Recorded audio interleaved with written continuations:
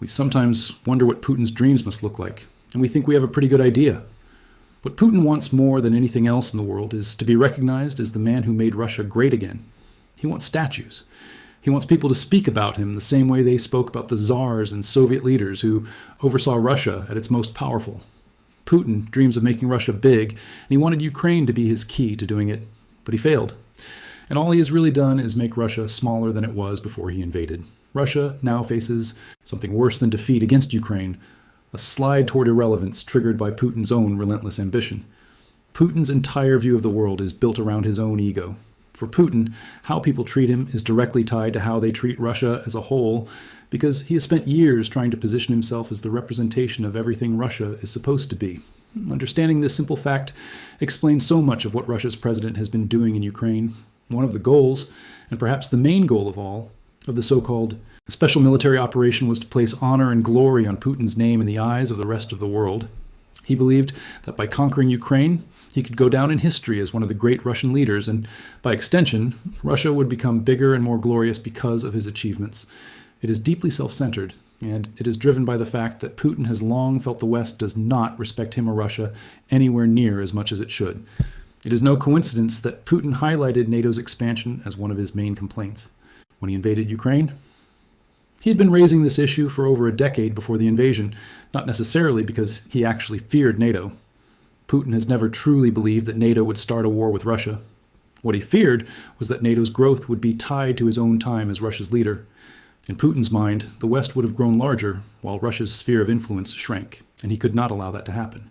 He wants to be great. He wants to be admired. Putin wants to be the man that Russians point to 100 years from now as the leader who returned his country to the heights of the old Russian empires or the Soviet Union. The war against Ukraine was supposed to be the first step along that path, but what it turned out to be was the rope that Putin wrapped around his own neck, because his desperate hunt for glory has done nothing more than cripple Russia, strengthen Ukraine, and ensure that Putin ends up in the history books for entirely the wrong reasons. Let us look at what this war has done to Russia geopolitically, starting with the country that was and still is Putin's main target, Ukraine. For Putin, defeating Ukraine would have meant Russia being recognized as the great power alongside the US and China. It would have been the beginning of a comeback. First would come the subjugation of Ukraine, securing its $15 trillion in mineral wealth, a massive territory right on NATO's border, and the raw prestige of a conqueror. After that would follow smaller European territories, once held in the Soviet orbit. That was the grand plan. But all Putin managed to do was light the fuse that caused Ukraine, to explode into a global force unlike anything he could have imagined. Look at Ukraine today and you see exactly what we mean. Russia has been exposed as a middle power that is simply not on the same level as the US and China, and that exposure has come at the cost of Ukraine becoming a stronger nation than it ever would have been if Putin's army had just stayed home. Even now, after well over 4 years of fighting the front line in Ukraine is relatively stable, and Russia still has around 80% of the country left to take if it is ever going to achieve Putin's vision. Through its drone technology and partnerships, Ukraine has become a serious military force both globally and within its own territory. Deals are being struck all over Europe as Ukraine deepens its ties into the NATO structure that Putin wanted to weaken. And this is happening despite Ukraine not even being a NATO member. In the Middle East, Ukraine is striking agreements with Saudi Arabia, Qatar, and the United Arab Emirates. Each of these deals lasts a decade, includes money and oil, and has only been possible because of the drones Ukraine was forced to develop to defend itself against Putin's invasion.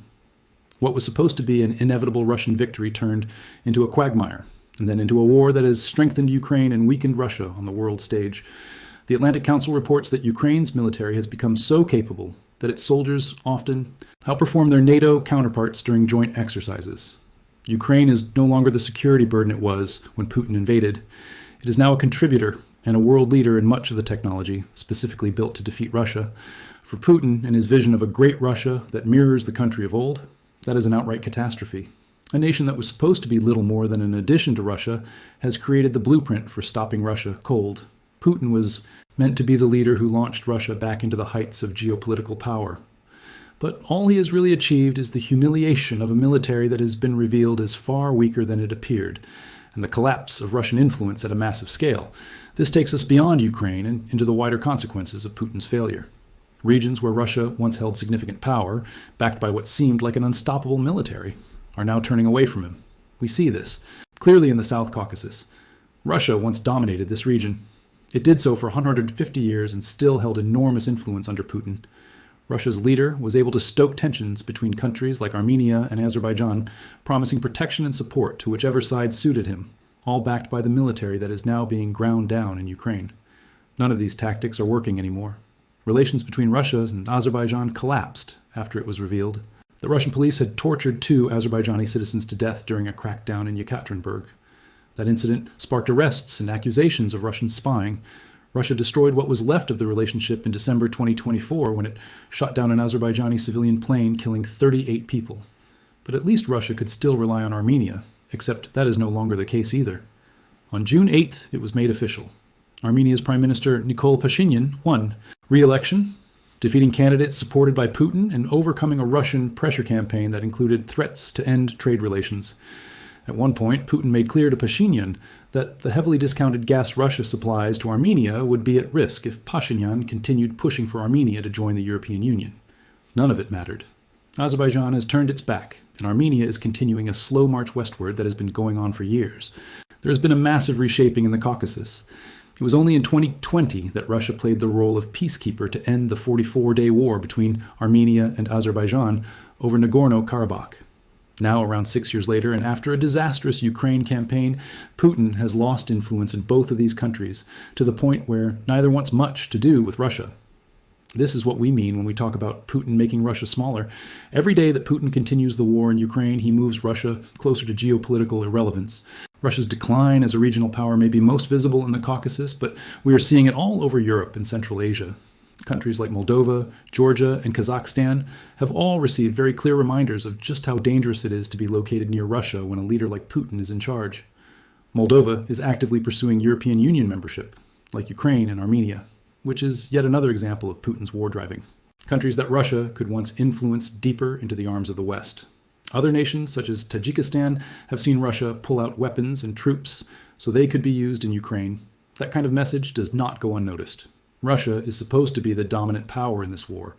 If it is pulling back the protection it promised to other countries, what does that really say about where Russia now stands? Angering nations like Tajikistan and Kazakhstan is also a problem for Putin, because both are members of the Eurasian Economic Union that helps Russia get around Western sanctions. If these nations pull away from that union, Russia's power base shrinks even further. That is the exact opposite of what Putin imagined when he launched his Ukraine invasion. If the dream of a greater Russia has been shattered by all of this, the picture gets even worse when you look at Russia on the global scale. Syria, Venezuela, and Iran were all supposed to benefit from Russian weapons and Putin's promise that Russia would protect their national interests. What do all three have in common? Their leaders have been killed or removed from power since the Ukraine war began, and Russia did not lift a finger to save any of them. Whether that was because Russia lacked the will or simply lacked the ability after years of brutal fighting does not really matter. The message is out there that Russia cannot protect the countries it claims it will support. Russia's global standing is at its lowest point since Putin came to power. But it is not only fading geopolitical influence that is Putin's problem. In some ways, he is actively losing control over parts of Russia he held firmly long before the invasion. Russia's Far East, in particular, is becoming a growing issue. Russia's Far Eastern Federal District covers 40% of Russian territory, but is home to only around 8 million people. This also happens to be a region over which one of Russia's supposed allies, China, believes it holds some historical claim. China is not going to invade Russia, even though there's now a clear power imbalance between the two countries. China is being smarter than that. It has been quietly growing its presence in Russia's Far East ever since Putin invaded Ukraine. When European companies left Russia in protest, China stepped in and replaced them. In doing so, it made Russia increasingly dependent on China and opened the door for a large influx of Chinese migrant workers into Russia's Far East. China now has special administrative regions and advanced special economic zones in Siberia. The Chinese yuan has replaced the Russian ruble for all activities that Chinese companies carry out in Siberia. This is unlikely to lead to any grand territorial takeover by China, but Beijing does not need anything like that. It is perfectly content to take advantage of Putin's growing desperation and extend its influence over Russia's Far East. And again, this is a direct consequence of Putin's failures in Ukraine. With his attention still fixed on what he called a 3-day special military operation that has now stretched beyond 4 years, Putin can do nothing but allow China to do as it pleases, because he knows Russia does not survive without Chinese support. China buys around 50% of Russia's crude oil. If that money went away, everything Putin is fighting for would collapse. This is the difficult situation Putin now finds himself in. His attempt to restore Russia to the status it held at the peak of the Soviet Union has only ended up making Russia smaller, both literally and geopolitically. When the Soviet Union was at its height, Russia controlled 14 republics on top of its own territory. Compare that to what Putin has achieved since launching his Ukraine invasion. Ukraine itself remains unconquered and is a stronger geopolitical force than it has ever been. Nations in the Caucasus are turning their backs on Russia. Similar tensions are appearing across Europe and Central Asia, and Putin cannot even protect Russian territory in the Far East from growing Chinese influence that he has no choice but to accept. And there is one more way that the failure of Putin's dream has made Russia smaller. It is ruining life for the Russian people. Russia is reshaping its pension system in a way that removes government co-financing. The Kremlin says it will replace this with tax incentives for businesses, which might have worked if Putin had not created an economic environment that led to 200,000 small and medium-sized Russian businesses going under in just the first 3 months of 2026 alone. There is even the possibility that Putin will cut pensions entirely just to keep funding his failing war.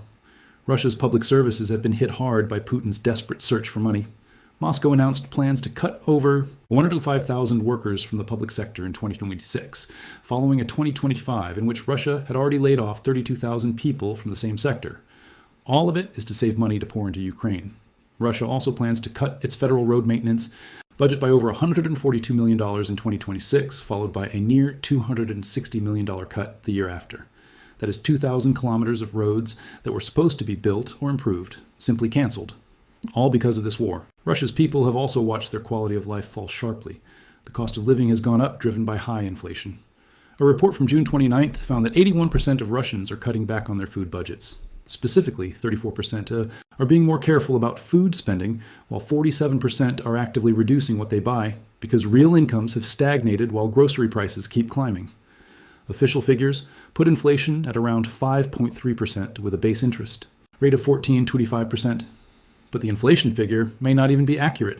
Swedish intelligence has claimed that Russia has been falsifying its economic data to hide the true impact the war has had on the economy. Inflation is not hovering around 5%, Sweden says. It is closer to 15%, almost matching the interest rate.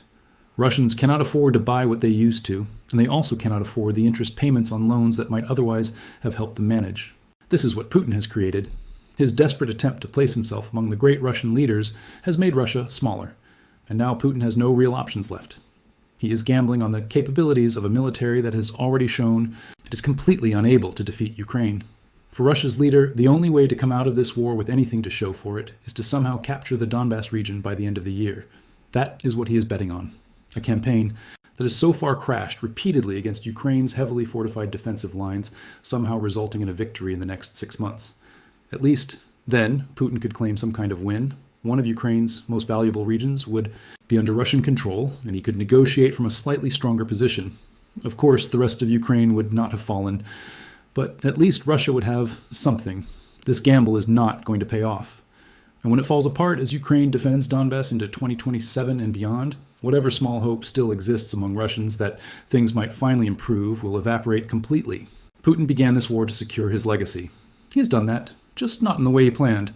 He will not go down as a great leader who made Russia bigger and stronger.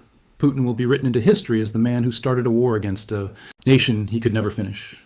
He will be the man who bankrupted Russia, pushed the quality of life of his own people back by decades, lost both regional and global influence, and perhaps even gave up Russia's Far East, all for a chance to take Ukraine. Putin's dream is dead, and it will not be until his own time is up that Russia has any real chance of recovering. Oh, and there's also the very real possibility that Russia is going to actively lose territory in Ukraine that it has held since 2014. Occupied Crimea is in trouble. Once Putin's most prized conquest, Crimea is being gradually isolated by Ukraine and transformed into a symbol of all of Putin's failures. The campaign is brilliant. The implications are massive. Share your thoughts in the comments below.